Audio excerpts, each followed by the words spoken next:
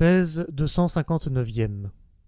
S'abstenir mutuellement de s'offenser, de se violenter, de s'exploiter, reconnaître à la volonté d'autrui autant de droits qu'à la sienne, voilà des principes qui, en un sens grossier, peuvent engendrer de bonnes mœurs entre les individus, une fois certaines conditions remplies, à savoir la similitude des énergies et des critères chez les individus et l'appartenance de ceux-ci à un même corps social. Mais si on songeait à étendre ce principe, voire à en faire le principe fondamental de la société, celui-ci se révélerait bien vite pour ce qu'il est, la négation de la vie, un principe de dissolution et de déchéance. Sur ce point, il faut penser en allant jusqu'au fond des choses et se défendre de toute faiblesse sentimentale.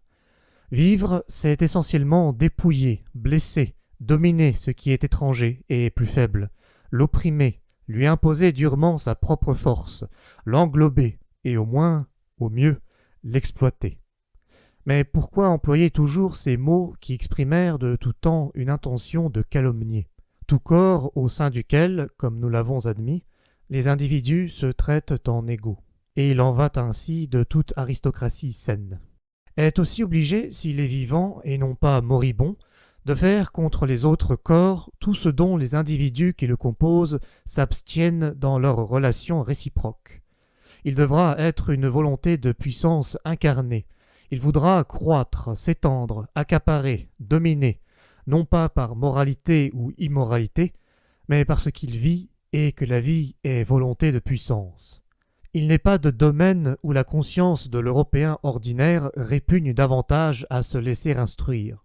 De nos jours, on s'exalte surtout, fût-ce en invoquant la science, sur l'état futur de la société où l'exploitation n'existera plus. De tels mots sonnent à mes oreilles comme si on promettait d'inventer une forme de vie qui s'abstiendrait volontairement de toute fonction organique. L'exploitation n'est pas le propre d'une société vicieuse ou d'une société imparfaite et primitive. Elle est inhérente à la vie, dont elle constitue une fonction primordiale. Elle découle très exactement de la volonté de puissance, qui est la volonté de la vie. À supposer que cette théorie soit nouvelle, cette réalité est le fait premier de toute histoire. Ayons donc l'honnêteté de le reconnaître.